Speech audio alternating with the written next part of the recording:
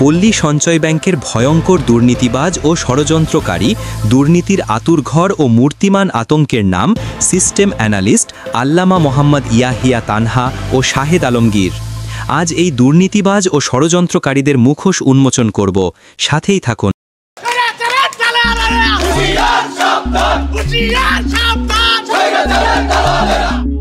5ই আগস্টের পর খুনি হাসিনা পালিয়ে গেলেও তার দোসররা খোলস পাল্টিয়ে আছেন সক্রিয়। তার ব্যতিক্রম হয়নি পল্লী সঞ্চয় ব্যাংকেও আওয়ামী লীগের আমলের নিয়োগ এই সিস্টেম অ্যানালিস্ট আল্লামা ইয়াহিয়া তানহার ও তার সহযোগী শাহেদ আলমগীরের। তদন্ত সূত্রে জানা যায়, জুলাই 24 বিপ্লব চেতনায় উদ্বুদ্ধ হয়ে 6 আগস্ট 2024 তারিখ পল্লী সঞ্চয় ব্যাংকের সিনিয়র প্রিন্সিপাল অফিসারগণ আল্লামা মোহাম্মদ ইয়াহিয়া তানহার সিস্টেম অ্যানালিস্ট এর বিরুদ্ধে নানাবিধ দুর্নীতির অভিযোগ এনে তাকে সাধারণ সেবা ও কল্যাণ বিভাগের অতিরিক্ত দায়িত্ব হতে অব্যাহতি দিয়ে একজন সৎ ও যোগ্য ব্যক্তিকে উক্ত বিভাগে পদায়নের জন্য ব্যবস্থাপনা কর্তৃপক্ষের নিকট মৌখিক আবেদন জানান। ফলস্বরূপ চতুর ও ধূর্ত ইয়াহিয়া তানহার পরের দিন নতুন ফন্দি আটে এবং 7 আগস্ট 2024 তারিখে ইয়াহিয়া তানহার এক সুপরিকল্পিত ষড়যন্ত্রের অংশ হিসেবে তার নিজস্ব নিয়ন্ত্রিত ও নির্বাচিত CBA 215-এর সাংগঠনিক প্রতিদ্বন্দ্বী পক্ষ কর্মচারী পরিষদ 2214-এর প্রতিনিধিদের লিলিয়ে দিয়ে পল্লী সঞ্চয় ব্যাংকের নির্বাচিত CBA কার্যালয় দখলের অপচেষ্টা করে। প্রধান কার্যালয়ের সাধারণ সেবা ও কল্যাণ বিভাগের সিনিয়র অফিসার সেলিম আহমেদ এতে প্রত্যক্ষ সহায়তা প্রদান করেন। জানা যায়, সিনিয়র অফিসার সেলিম আহমেদ ইয়াহিয়া তানহারের সকল কুকর্মের নেপথ্যের মূল সহায়ক। ইয়াহিয়া তানহার এই শঠতার বুদ্ধির পরিণতিতে ব্যাংকের কর্মপরিবেশে উদ্ভূত অচলাবস্থার সৃষ্টি হয় এবং ব্যাংকটি এক গভীর বিপর্যয়ের মুখে পড়ে। একই দিন ইয়াহিয়া তানহার অপর সিস্টেম অ্যানালিস্ট ফেরদৌস বিন আলিমকে অকথ্য ভাষায় গালাগালি করেন এবং সে সহ ইয়াহিয়া তানহার বিরুদ্ধে অভিযোগকারী সকল এসপিওদের দেখে নেবার হুমকি দেন এবং সাবেক ব্যবস্থাপনা পরিচালক মহোদয় ইয়াহিয়া তানহারের ক্ষমতার অপব্যবহার ও দুর্ব্যবহারের অভিযোগসমূহ উপেক্ষা করে ব্যবস্থা গ্রহণে গড়িমসি করেন এবং উল্টো তানহারের পক্ষ অবলম্বন করেন। কিন্তু তানহারের শিষ্টাচার বহির্ভূত আচরণ, হুমকি ও দুর্নীতির তীব্রতায় আন্দোলন আরও জোরালো হয়। এই দাবির মুখে নতি স্বীকার করে ব্যবস্থাপনা পরিচালক মহোদয় এক পর্যায়ে 8 আগস্ট 2024 তারিখ তাকে প্রধান কার্যালয়ের বাইরে বদলির আদেশ জারি করেন। সাবেক ব্যবস্থাপনা পরিচালক মহোদয়ের তানহারের পক্ষ অবলম্বন করার কারণ হিসেবে ধারণা করা যায় যে এমডির বেশ কিছু গোপন জিনিস তানহারের কাছে রয়েছে, যার দ্বারা উনি প্রতিনিয়ত তাকে ব্ল্যাকমেল করছে। সিসিটিভির পর্যবেক্ষণে দেখা যায়, ইয়াহিয়া তানহার আইটির সবাইকে ডেকে বক্তৃতা দিয়ে সবাইকে অফিস ত্যাগ করতে বলে এবং CBS সার্ভার ডাউন করার নির্দেশ দেয়। সবাই অফিস ত্যাগ করলে তানহার তার সহকর্মী তানুকা শারমিনকে নিয়ে বিল্ডিংয়ের ইমার্জেন্সি তথা পিছনের গেট থেকে অফিস ত্যাগ করে।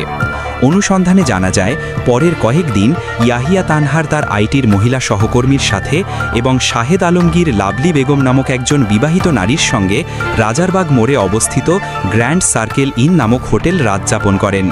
এসবের প্রমাণ অনুসন্ধানকারী দলের হাতে রয়েছে। 14 আগস্ট 2024 শাহেদ আলমগীর ও তানহার হোটেলে অবস্থানকালীন নিজেদের দুর্নীতি ও অপকর্মকে ঢাকতে প্রকল্প হতে নিয়োগপ্রাপ্ত জনবলকে অন্যায়ভাবে ব্যবহারের উদ্দেশ্যে একটি বিভাজনমূলক, বিভ্রান্তিকর, মিথ্যা তথ্য সমন্বিত ও উস্কানিমূলক ভিডিও বার্তা ফেসবুক লাইভে প্রচার করেন। তানহার তানুকার সহযোগিতায় লিখিত সেই ভিডিও বার্তায় তিনি এসপিওদের অবৈধ, রক্তচোষা ঘোষণা করেন ও এসপিওদেরকে প্রধান কার্যালয় হতে মেরে বিতাড়িত করার জন্য নির্দেশনা প্রদান করেন। ভিডিও বার্তার মাধ্যমে শাহেদ আলমগীর ও ইয়াহিয়া তানহার সম্মিলিতভাবে মিথ্যা তথ্য দিয়ে পল্লী সঞ্চয় ব্যাংকের কর্মকর্তা কর্মচারীদের মধ্যে প্রতিহিংসার বীজ ছড়িয়ে দেন এবং প্রতিষ্ঠানের জনবলকে দুটি পক্ষে বিভক্ত করেন। এছাড়াও শাহেদ আলমগীর এবং ইয়াহিয়া তানহা শাখা ব্যবস্থাপকদের সাথে একাধিক জুম মিটিং করেন এবং তাদেরকে প্রধান কার্যালয়ে এসে হামলা করতে নির্দেশ দেন। তাদের এই উস্কানির পরিণতিতে 15 আগস্ট বাংলাদেশ ব্যাংকের মাধ্যমে নিয়োগপ্রাপ্ত এসপিও, পিও, এসও এবং CBA কর্মীদের ওপর মাঠ পর্যায়ের কিছু কর্মকর্তা কর্মচারী লাঠি, ক্রিকেট স্ট্যাম্প ও ছুরি নিয়ে হামলা চালালে প্রধান কার্যালয়ে এক অরাজক পরিবেশ তৈরি হয় এবং হতাহতের ঘটনা ঘটে। একাধিক মিডিয়াতে এই সংবাদ প্রচারের পর 19 আগস্ট প্রধান কার্যালয়ে বাংলাদেশ ব্যাংকের প্রতিনিধিগণ তদন্তে আসেন। 20 আগস্ট ব্যাংকের ব্যবস্থাপনা পরিচালক শেখ মোহাম্মদ জামিনুর রহমানের চুক্তি বাতিল করে আর্থিক প্রতিষ্ঠান বিভাগ হতে প্রজ্ঞাপন জারি করা হয়। একটি রাষ্ট্রীয় ব্যাংকের অভ্যন্তরে এত বড় কেলেঙ্কারি ও নীতিমালা লঙ্ঘনের ঘটনা ঘটার পর কেবল লোক দেখানো কিছু অভ্যন্তরীণ তদন্তের সমাপ্তি হয়েছে বলে দাবি করা হচ্ছে, কিন্তু সেই সব তদন্তের ফলাফল এখনও রহস্যের অন্ধকারে ঢাকা। একইভাবে যে বহির্বিভাগীয় তদন্তগুলো যদি আদৌ সেগুলো গুরুত্বের সাথে পরিচালিত হয়, সেগুলোর ভবিষ্যৎ নিয়ে গভীর সংশয় রয়েছে।